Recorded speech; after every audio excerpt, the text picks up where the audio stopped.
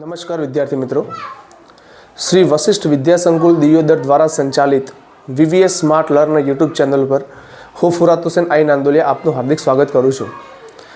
વિદ્યાર્થી મિત્રો, ધોરણ 10માં પ્રકાશ પરાવર્તન અને વક્રીભવન પ્રકરણમાં આપણે ઓલરેડી 1 થી 5 ભાગ અપલોડ કરી ચૂક્યા છીએ, જેમાં પ્રકરણને મોટા ભાગનું એની અંદર આપણે કવર કર્યું છે. હવે લાસ્ટમાં જે આપણે અરીસાનું અને મોટવણીના જે સૂત્રો આપણે તારવ્યા હતા એ સૂત્રો ઉપરથી આપણે અમુક ઉદાહરણોની પ્રેક્ટિસ આપણે કરીએ છીએ, જેથી આપણે ખ્યાલ મેળવી શકીએ કે એ ઉદાહરણોને આપણે કઈ રીતે સોલ્વ કરીએ છીએ અને સૂત્રોનો ઉપયોગ આપણે કઈ રીતે કરીએ છીએ. તો અહીંયા બોર્ડ ઉપર આપણને રકમ જોઈ શકીએ છીએ. આપણે એના ઉપર પહેલાં રકમને રીડ કરી લઈએ. રકમ શું કહેવા માગે છે? પ્રશ્નમાં છે કે કોઈ વાહનમાં પાછળના દ્રશ્યો જોવા માટે ઉપયોગમાં લેવાયેલ બહિર્ગોળ અરીસાની વક્રતા ત્રિજ્યા 3 મીટર છે.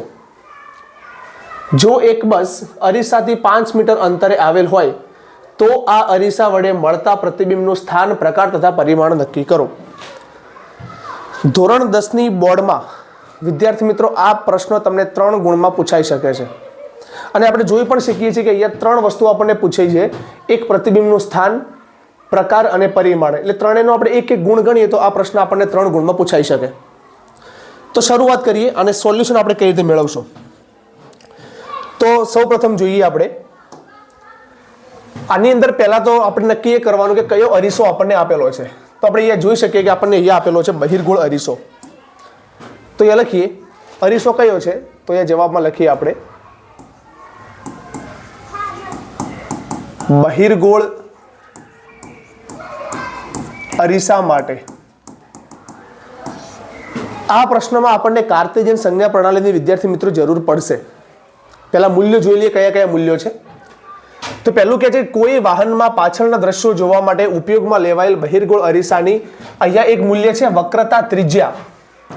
વિદ્યાર્થી મિત્રો આપણે જોયું તો વક્રતા ત્રિજ્યાને આપણે કોના વડે દર્શાવીએ છીએ? તો આપણે એને દર્શાવીએ છીએ આર વડે. આર નું મૂલ્ય છે કેટલું?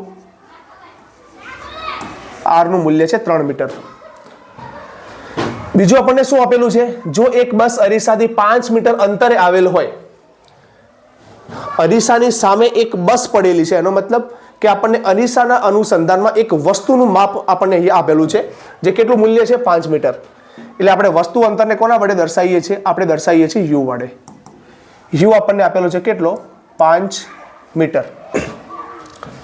તો આ અરીસા વડે મળતા પ્રતિબિંબનું સ્થાન એટલે વિદ્યાર્થી મિત્રો આપણે અહીંયા શોધવાનું થાય વી. વી આપણે અહીંયા શોધવો પડશે. પ્રકાર અને પછી જોઈશું આપણે પરિમાણ. તો કાર્ટેશિયન સંજ્ઞા પ્રણાલીનો આપણે અહીંયા ઉપયોગ કરીએ તો આપણે નક્કી કરવું પડશે પહેલા કે આર આગળ કયું ચિહ્ન આવશે, યુ આગળ કયું ચિહ્ન આવશે. તો આપણને ખબર છે કે બહિર્ગોળ અરીસાની અંદર પ્રતિબિંબ મોટા ભાગે અરીસાની જમણી બાજુ મળે, એટલે આપણે અહીંયા આર ને લઈ લેશો કયા મૂલ્ય તરીકે? આર ને લેશો આપણે પ્લસ. અને યુ એ અરીસાની ડાબી બાજુ છે, એટલે ડાબી બાજુના મૂલ્યો બધા કયા લઈએ છીએ? આપણે માઇનસ ચિહ્નવાળા લઈએ છીએ, એટલે યુ થઈ જશે માઇનસ. બીજું વી શોધવાનું સૂત્ર કયું લેશો? તો એના માટે આપણે લેશો કે ભાઈ અરીસાનું સૂત્ર આપણે અહીંયા લખીએ. અરીસાનું સૂત્ર, ચલો જણાવો ફટાફટ. અરીસાનું સૂત્ર શું છે? અરીસાનું સૂત્ર છે 1/f બરાબર 1/v પ્લસ 1/u. વિદ્યાર્થી મિત્રો એક તમે ખાસ જોઈ શકો છો, અહીંયા આપણને આર નું મૂલ્ય આપેલું છે અને સૂત્રમાં આપણે શું જોઈએ છે? સૂત્રમાં આપણે જોઈએ છે એફ. તો એફ ક્યાંથી લાવીશું? આપણને એ પણ ખબર છે કે અહીંયા સૂત્ર આપણા જોડે હતું આર બરાબર 2f. મતલબ એફ જોઈતો હોય તો આપણે એફ ને કરતા કરી દઈએ તો સમીકરણ શું બનશે? એફ બરાબર r/2. આર નું મૂલ્ય કેટલું છે? તો આપણને મૂલ્ય મળી જશે 3/2, એટલે એફ બરાબર લખી શકાય 1.5. એકમ શું લખી દેશો? મીટર. આ મળી ગયું આપણને એફ. તો મૂકી દઈએ મૂલ્ય આપણે બધી વસ્તુના. પહેલા ચલો આપણે વી ને કરતા કરી દઈએ, કારણ કે વી આપણે શોધવાનો છે. તો સમીકરણ શું બનશે? 1/v બરાબર યુ આ બાજુ આવતો રહેશે, યુ માઇનસ થઈ જશે. તો સમીકરણ બનશે 1/f માઇનસ 1/u. પછી મૂલ્ય મૂકી દઈએ આપણે. હવે એફ નું મૂલ્ય કેટલું મળ્યું આપણને? 1.5. સમીકરણ બની જશે 1/1.5 માઇનસ એમના એમ, યુનું મૂલ્ય છે -5 એટલે મૂલ્યનું માઇનસ અને સૂત્રનું માઇનસ, માઇનસ માઇનસ બની જશે વિદ્યાર્થી મિત્રો +1/5. પોઈન્ટ દૂર કરીએ તો શું લખાશે? 1.5 એટલે 15/10 લગાય, 10 ક્યાં જતા રહેશે અંશમાં, તો સમીકરણ બની જશે 10/15 +1/5. વિદ્યાર્થી મિત્રો હવે લસા લેવો પડશે. કેટલાનો લસા આવશે? 15 નો લસા. તો શું બની જશે સમીકરણ અહીંયા? 10/5 15 એમના એમ પ્લસ 10/15 પ્લસ કેટલા વડે ગુણશો તો 15 થશે, 5 તરી 15 એટલે શું બની જશે અહીંયા? 3/15. આપણને કોનું મૂલ્ય મળ્યું? 1/v નું મૂલ્ય મળ્યું. તો ગણતરી કરીએ આને. 1/v બરાબર આધાર સરખો છે, ઉપર શું થઈ જશે? 10 + 3 બરાબર 13/15. આપણે મૂલ્ય જોવે છે વિદ્યાર્થી મિત્રો v નું, તો v બરાબર સમીકરણ શું બનશે? 15/13. શું થશે જવાબ આનો? કેલ્ક્યુલેટરમાં જોઈ લઈએ એક વખત. 15/13 આપણને જવાબ મળી જશે અહીંયા 1.15. એટલે વિદ્યાર્થી મિત્રો v બરાબર આપણને મૂલ્ય મળી ગયું કેટલું? 1.15. એકમ શું લખશો? આપણે અહીંયા એકમ લખી દેશો મીટર. ખ્યાલ આવી ગયો? તો જુઓ અહીંયા આપણને પ્રશ્નમાં પહેલું શું પૂછ્યું છે? પ્રતિબિંબનું સ્થાન. તો વિદ્યાર્થી મિત્રો પ્રતિબિંબના સ્થાનમાં શું લખશો? આપણે અહીંયા લખશો કે ભાઈ અરીસાથી, કયો અરીસો છે? બહિર્ગોળ અરીસાથી કેટલા મીટર અંતરે? 1.15 મીટર અંતરે પ્રતિબિંબ મેળવી શકાય. આ થઈ ગયો વિદ્યાર્થી મિત્રો આપણો પહેલો જવાબ. ક્લિયર? ચલો હવે બીજી વસ્તુની આપણે ગણતરી કરી. આપણને અહીંયા પૂછ્યું છે પ્રકાર કયો છે. તો આપણને ખબર છે કે બહિર્ગોળ અરીસો છે, તો બહિર્ગોળ અરીસાથી આપણને પ્રકાર કયો મેળવી શકાય? બહિર્ગોળ અરીસાનો પ્રકાર કયો હોય? જનરલી આપણને ખબર છે આભાસી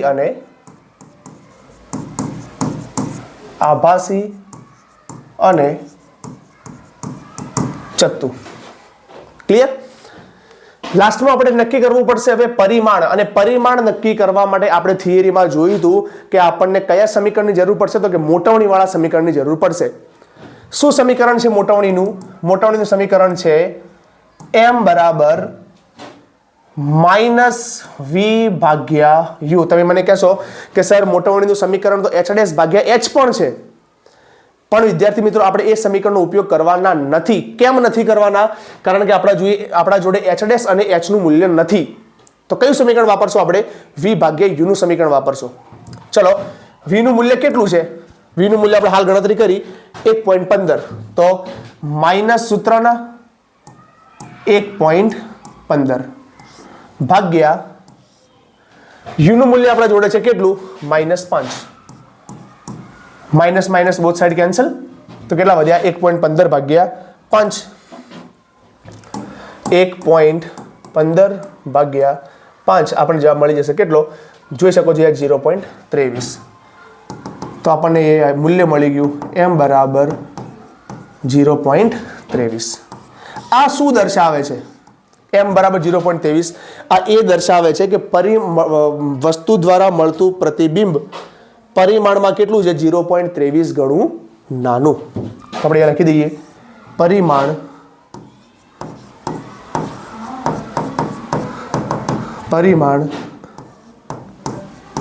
0.23 ગણું નાનું. ખ્યાલ આવી ગયો વિદ્યાર્થી મિત્રો? આ થઈ ગયો આપણા પ્રશ્નનો જવાબ.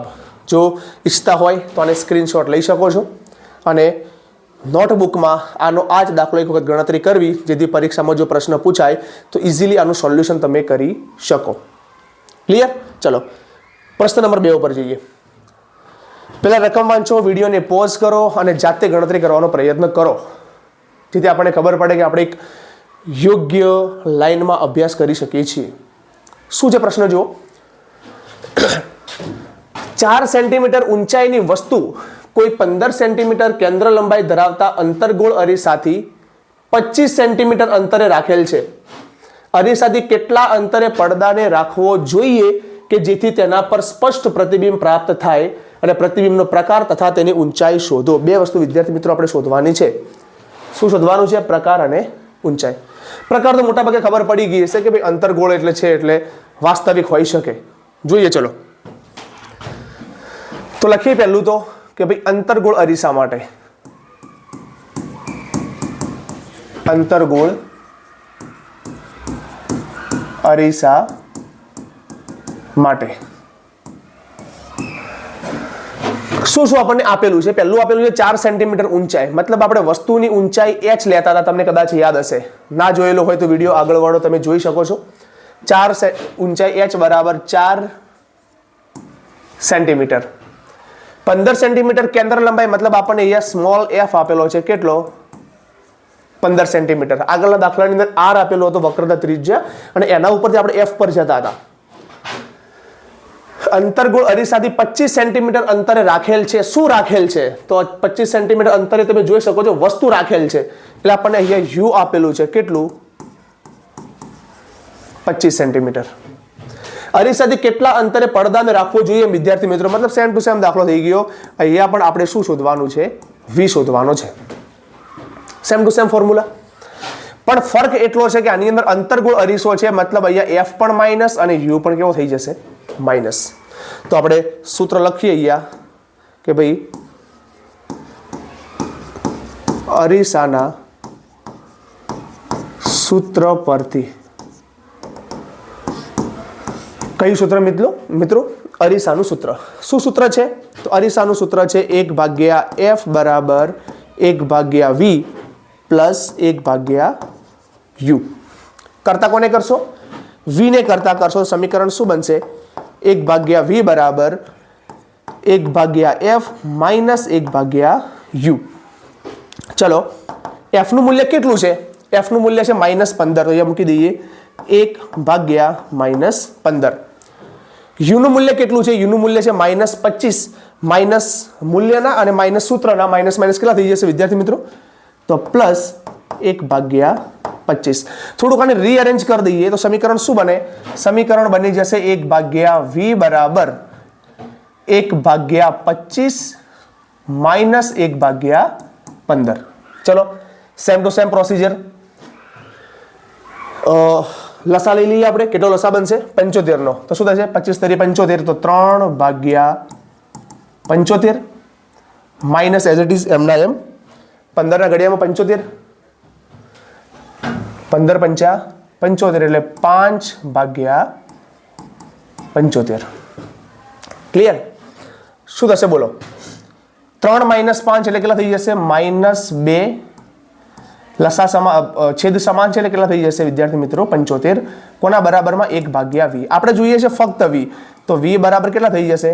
-75/2. 75/2 એટલે કેટલા કહેવાય?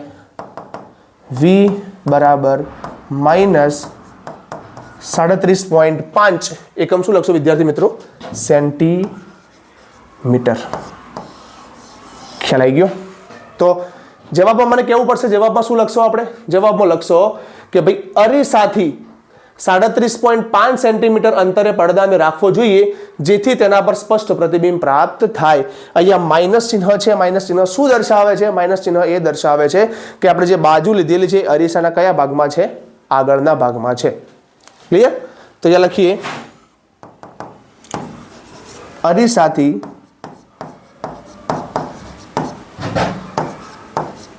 37.5 સેન્ટીમીટર અંતરે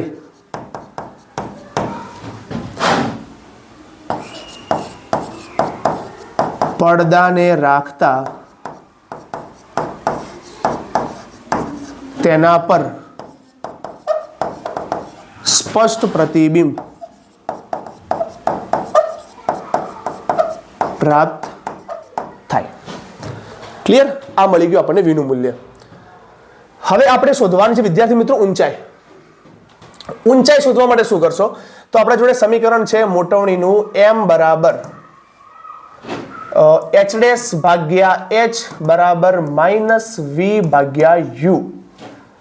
એમની ગણતરી કરવાની કોઈ જરૂર નથી. તો આપણે શું કરીએ છીએ, એચ ડેશ ભાગ્યા એચ બરાબર -v/u સૂત્રનો ઉપયોગ કરીએ. કરતા કરીએ આપણે આમાંથી એચ ડેશ ને. કેમ? આપણને પ્રતિબિંબની ઊંચાઈ પૂછી છે. તો એચ ડેશ બરાબર સમીકરણ બનશે -v/u ગુણ્યા એચ. ચલો, v કેટલા આપણને લીધા? હાલ આપણને મળ્યા -37.5. તો સૂત્રનું માઇનસ અને v નું માઇનસ -37.5. h કેટલા છે વિદ્યાર્થી મિત્રો? h આપણને આપેલા છે 4 અને આપણા જોડે u છે તો કે હા u પણ છે -25.